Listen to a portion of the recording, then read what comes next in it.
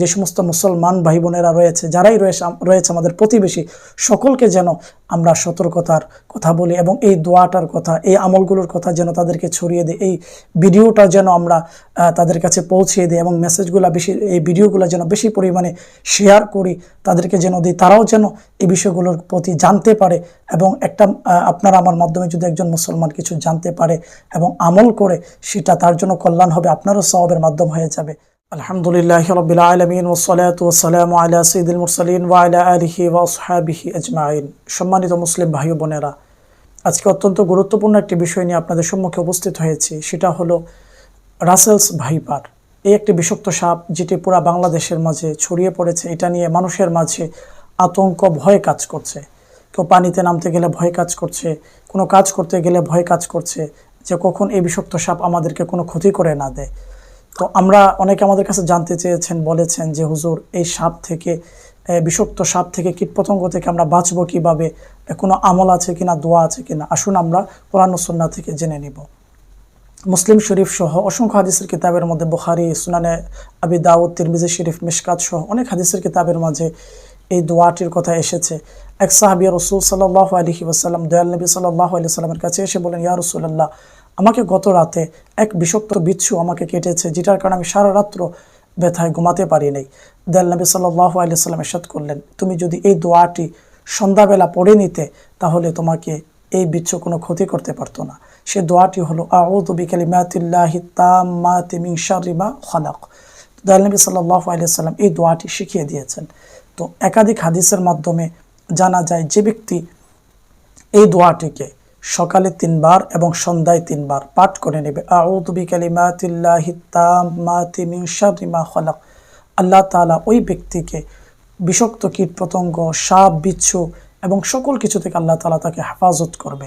অর্থাৎ Russell's viper যেহেতু একটি বিষাক্ত সাপ, এটা থেকেও আল্লাহ তাআলা আপনাকে আমাকে হেফাজত করবে। যে ব্যক্তি সকালবেলা পাঠ করবে, আল্লাহ তাআলা তাকে সন্ধ্যা পর্যন্ত, আর যে ব্যক্তি সন্ধ্যাবেলা পাঠ করবে সকালবেলা পর্যন্ত, আল্লাহ তাআলা এই বিষাক্ত জিনিস থেকে আল্লাহ তাআলা তাকে হেফাজত করবেন।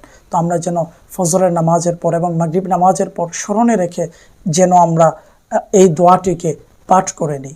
এবং আরও কিছু দোয়া রয়েছে, যেমন মুফতি আহমদ ইয়ার খান নাইমি রহমতুল্লাহি আলাইহি লিখেছেন, যে ব্যক্তি সালামুন আলা নূহিন ফিল আলামিন এই দোয়াটি সর্বদা পাঠ করে নেবে, আল্লাহ তাআলা তাকে বিষাক্ত সাপ, বিচ্ছু ইত্যাদি থেকে আল্লাহ তাআলা হেফাজত করবেন।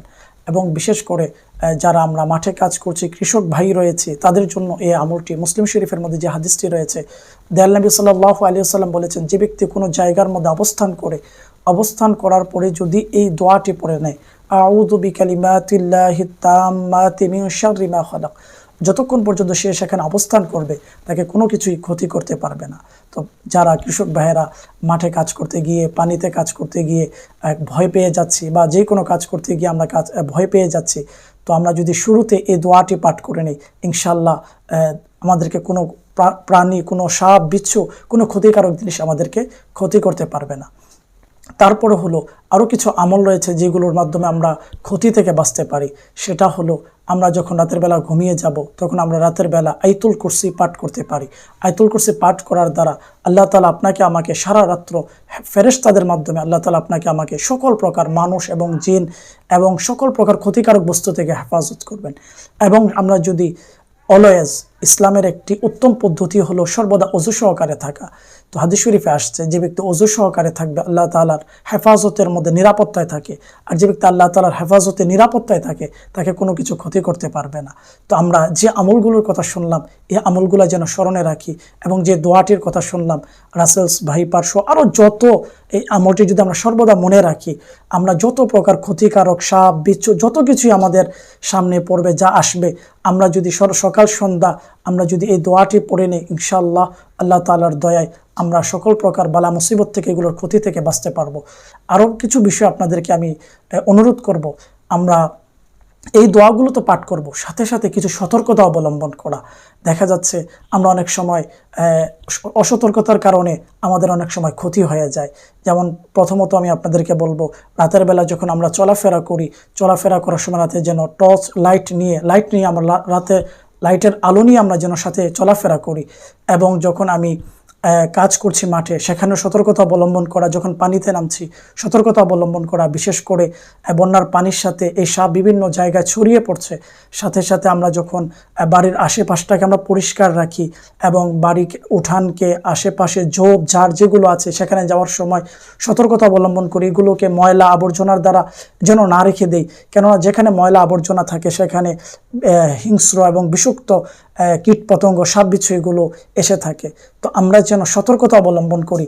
এর অর্থ এটা অনেকে বলতে দেখা যায় আল্লাহ তাআলা হেফাজত করবেন, অবশ্যই আল্লাহ তাআলা হেফাজত করবেন, কিন্তু আমাদেরকে সতর্কতা অবলম্বন করতে হবে। এক সাহাবী রাসূল দয়াল নবীকে এসে জিজ্ঞেস করলেন, ইয়া রাসূলুল্লাহ, আমার ওটকে আমি বেঁধে আল্লাহর উপর ভরসা করব, নাকি আমি ওটকে ছেড়ে দিয়ে রশিকে ছেড়ে দিয়ে আল্লাহর উপর ভরসা করব? তখন দয়াল নবী সাল্লাল্লাহু আলাইহি ওয়াসাল্লাম ইরশাদ করলেন, তুমি তোমার ওটকে বেঁধে আল্লাহর উপর ভরসা করো। তো আমরা সতর্কতা অবলম্বন করি যাতে করে কোনো ক্ষতিকারক বস্তু আমাদেরকে ক্ষতি করতে না পারে। আমরা যেন পরিষ্কার পরিচ্ছন্ন নিজের আশেপাশ এবং যে সমস্ত মুসলমান ভাই বোনেরা রয়েছে, যারাই রয়েছে আমাদের প্রতিবেশী, সকলকে যেন আমরা সতর্কতার কথা বলি এবং এই দোয়াটার কথা, এই আমলগুলোর কথা যেন তাদেরকে ছড়িয়ে দিই, এই ভিডিওটা যেন আমরা তাদের কাছে পৌঁছিয়ে দিই এবং মেসেজগুলো বেশি, এই ভিডিওগুলো যেন বেশি পরিমাণে শেয়ার করি, তাদেরকে যেন দিই, তারাও যেন এই বিষয়গুলোর প্রতি জানতে পারে। এবং একটা আপনারা আমার মাধ্যমে যদি একজন মুসলমান কিছু জানতে পারে এবং আমল করে, সেটা তার জন্য কল্যাণ হবে, আপনারও সওয়াবের মাধ্যম হয়ে যাবে। আমরা যা শুনলাম এগুলোকে স্মরণ রাখার এবং আমল করার আল্লাহ তাআলা যেন তৌফিক দান করেন। আমিন বিজাহিন নবীল আমিন সাল্লাল্লাহু আলাইহি ওয়াসাল্লাম।